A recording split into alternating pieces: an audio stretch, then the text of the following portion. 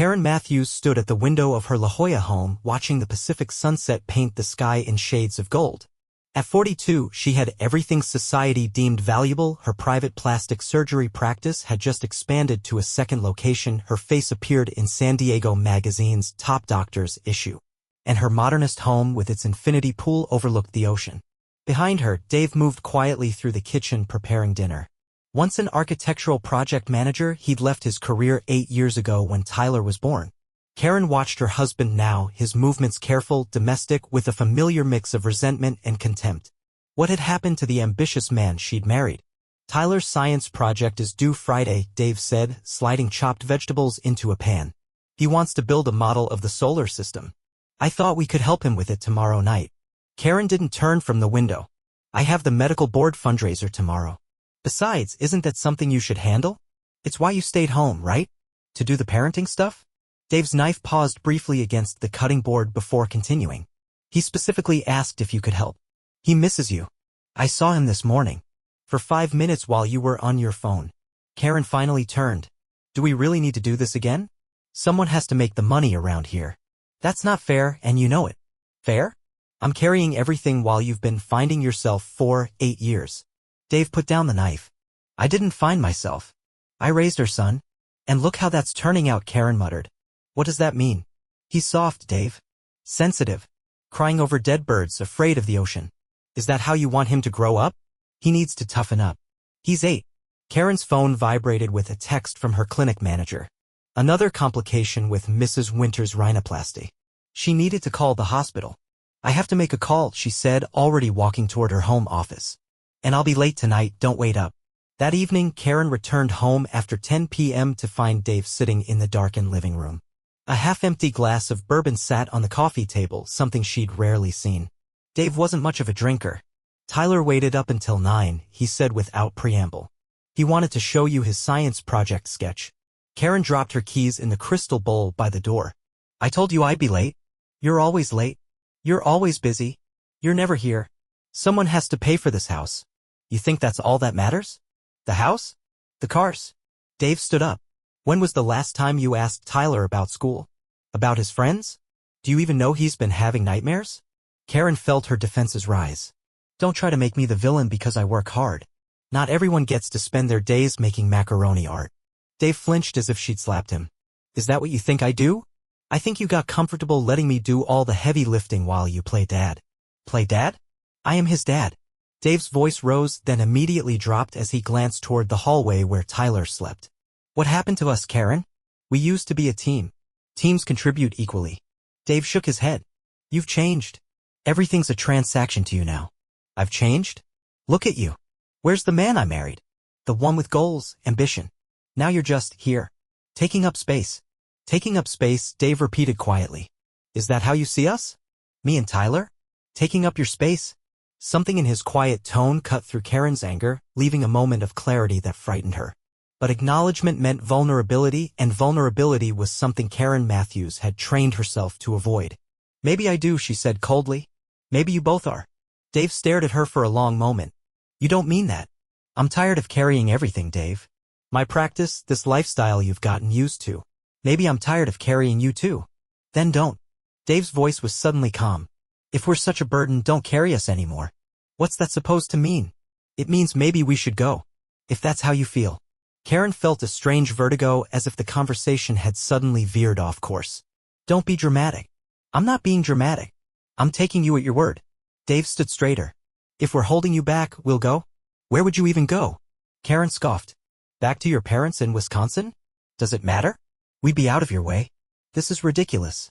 Karen turned toward the stairs. I'm going to bed. No, Karen. We're finishing this. For once, we're finishing a conversation. Dave's voice had an edge she'd never heard before. Do you want us to leave? Yes or no? The question hung between them. Karen knew the right answer, the one that would defuse the situation and send them back to their normal patterns. But something in her, some combination of exhaustion, resentment, and pride, refused to yield. Maybe I do, she said finally. The words seemed to echo in the silent house. Dave's face showed no surprise, only a deep, resignated pain. Okay, he whispered. Okay. The next morning, Karen left early for a 7 a.m. surgery. When she returned home that evening, the house felt different the moment she stepped inside. Quieter. Emptier.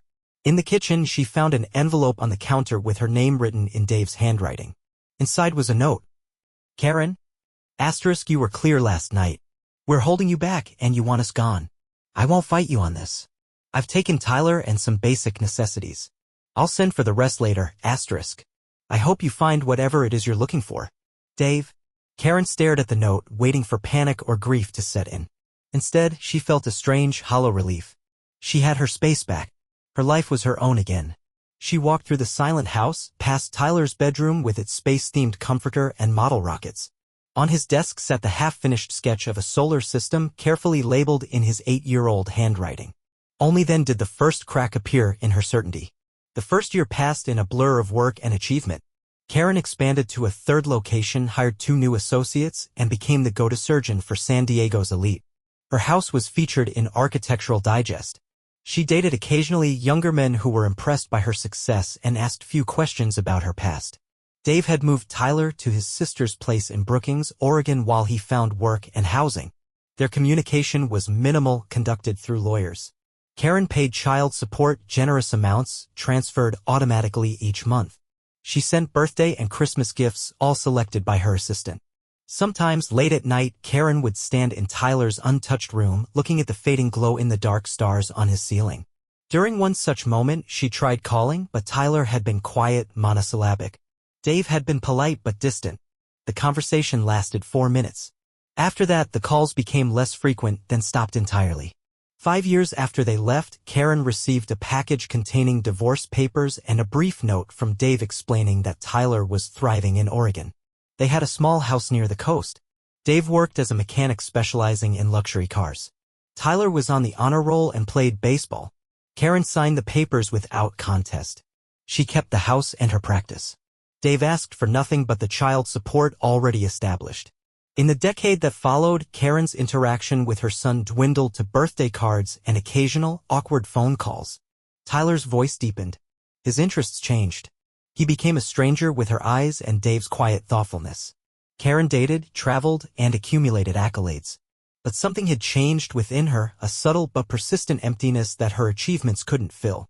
She began declining evening events, found herself distracted during consultations, and started taking Sundays off, something unheard of in her previous routine. 15 years after Dave and Tyler left, Karen was a renowned surgeon with a waiting list months long. At 57, she'd maintained the polished appearance her profession demanded, though now with the help of her own specialized treatments. Her hair was still glossy chestnut brown, her body toned from daily workouts with a personal trainer. But the house that had once seemed like a sanctuary now felt cavernous. The silence that had once been peaceful now seemed accusatory.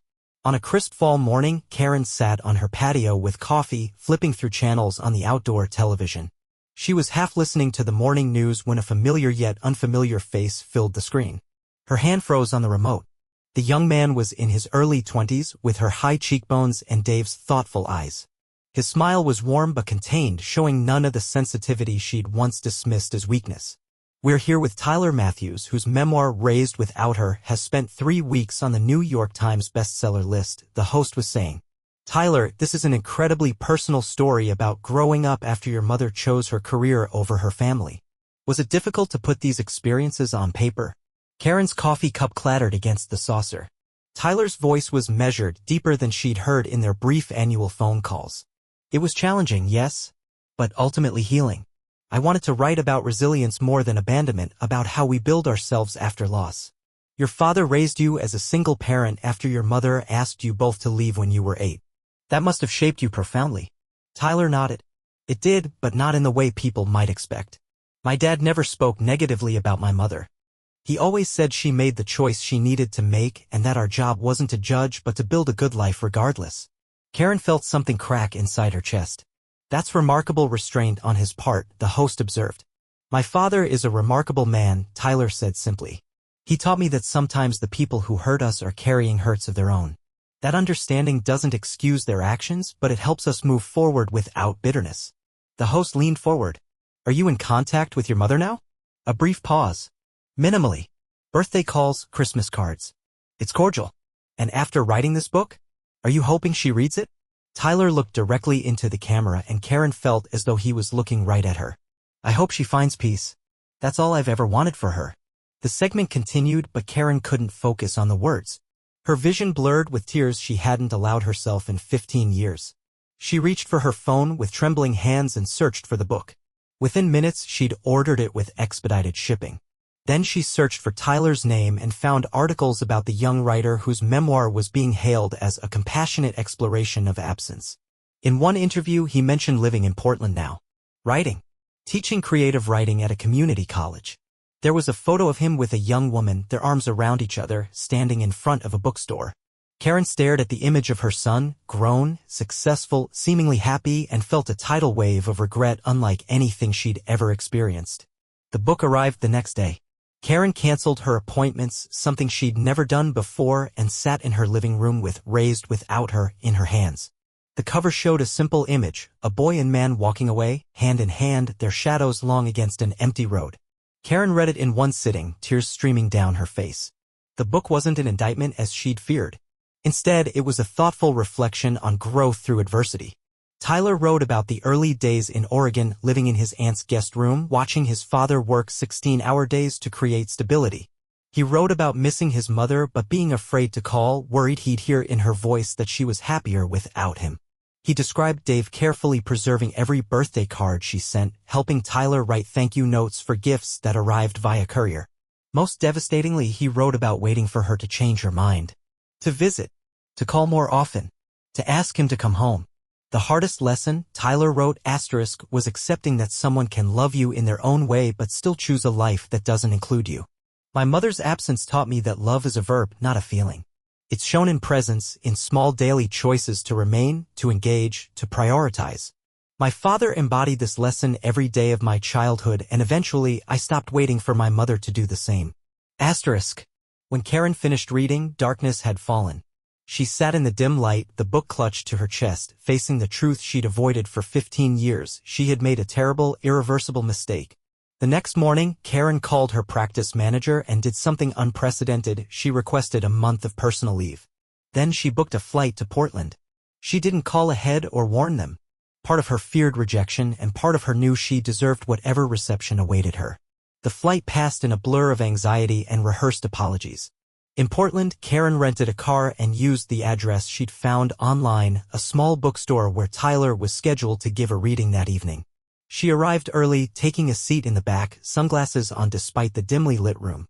The bookstore filled quickly. Karen watched as young people, older couples, and families took their seats. Many held copies of Raised Without Her, waiting for signatures. And then Tyler was there, walking to the small podium. Taller than she remembered from their last brief visit years ago. More confident. His smile, so like Dave's, warm as he thanked everyone for coming. I'll read a short passage, he said, and then we can open for questions.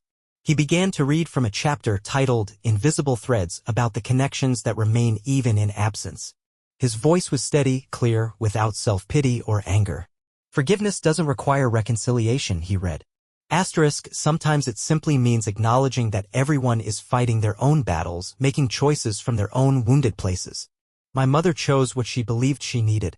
In doing so, she gave me an unintended gift, the chance to see real strength through my father's example.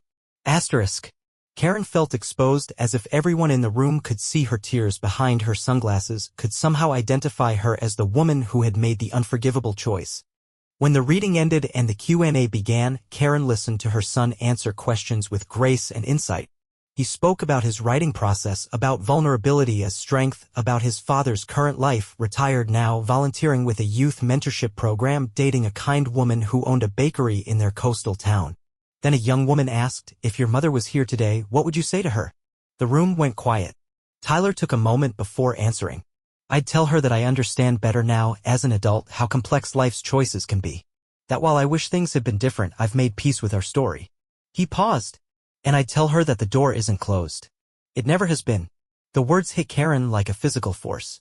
She stood abruptly, drawing attention, and removed her sunglasses. Her eyes met Tyler's across the room, and she saw the moment of recognition flicker across his face, surprise, confusion, and something she couldn't name. Tyler faltered mid-sentence, then recovered. I think we'll take a short break now. Thank you. He made his way through the crowd toward her, his expression guarded. When he reached her, neither spoke for a long moment. "You're here," he finally said. "I saw you on television." Her voice sounded strange to her own ears. "I read your book. All of it. Every word." "Tyler, not here," he said quietly. "Please." She nodded, understanding. They walked outside to a small courtyard behind the bookstore. The evening air was cool, the sky darkening to indigo. "Does Dad know you're here?" Tyler asked. Karen shook her head. "No one does. I acted on impulse for once in my life." A small, ironic smile touched Tyler's lips. "That's new. I deserve that. It wasn't meant as an attack." Karen took a deep breath. "I came to say I'm sorry, though that's terribly inadequate. What I did, there's no justification." Tyler leaned against the brick wall, studying her. "Why did you do it? Really? Was it just about your career?" "No." Karen forced herself to maintain eye contact, to face the pain she'd caused. "It was fear, I think. Fear disguised as ambition. Your father saw the real me, my insecurities, my weaknesses. And you looked at me with such open love. It terrified me because I didn't believe I deserved it. So you pushed us away before we could leave you?" The insight, so accurate, so compassionately delivered, broke something in Karen. Tears came again. "Yes," she whispered. "It's taken me 15 years and your book to understand that. I chose loneliness because it was familiar. Safe." Tyler was quiet for a long moment. "Was it? Safe? No. It was the biggest mistake of my life." She wiped her tears. "I don't expect forgiveness, Tyler. I just wanted you to know that I see it now, what I threw away. And I'm deeply, profoundly sorry." Tyler looked up at the emerging stars. "You know, when I was writing the book, I wasn't angry anymore. I was sad for you mostly. For me." He nodded. "Because you missed everything. My first home run. High school graduation. Learning to drive. Dad teaching me to fix engines. You missed my life." The simple truth of it struck Karen with devastating force. "Yes," she said, her voice breaking. "I did. But you're here now," Tyler said, his voice gentler. "That's something. Is it too late?" Karen asked, hating the desperation in her voice but unable to mask it. Tyler considered this. "For us to be mother and son the way we might have been?" "Yes. That's gone." He saw her expression and continued, "But for something new? Something honest?" "I don't know. Maybe not." A young woman appeared at the courtyard entrance. "Tyler? They're waiting to start the signing." "Thanks, Emma. I'll be right there." Tyler turned back to Karen. "That's my fiancée." "She's lovely," Karen said, meaning it. "You have a life I know nothing about." "Yes." Tyler straightened. "I have to go back in." "Of course." He hesitated. "Are you staying in Portland?" "At the Heathman. For a few days." Tyler nodded. "Maybe we could have coffee. Tomorrow? You could meet Emma properly." It was a small opening, barely a crack in the door, but more than Karen had dared to hope for. "I'd like that very much." "I'm not promising anything," Tyler warned. "And Dad, that's a separate conversation. A harder one." "I understand." Tyler glanced back toward the bookstore. "I really do need to go." "Of course." "And Tyler." Karen waited until he met her eyes. "What you said in there about the door not being closed, thank you for that, whether it's true or not." "I meant it." Tyler's expression softened slightly. "The thing about doors, though, is that someone has to be brave enough to knock." As she watched him walk back inside, Karen felt something unfamiliar unfurling within her, not hope exactly, but possibility. She had spent 15 years building a perfect, empty life. Perhaps now she could learn to build something imperfect but real. She would start with coffee tomorrow. One conversation. One step toward whatever might be possible. Karen looked up at the night sky, the same stars visible from San Diego, from Oregon, from everywhere, and for the first time in 15 years she allowed herself to feel the full weight of what she'd lost and the fragile promise of what might, with time and effort, be found again.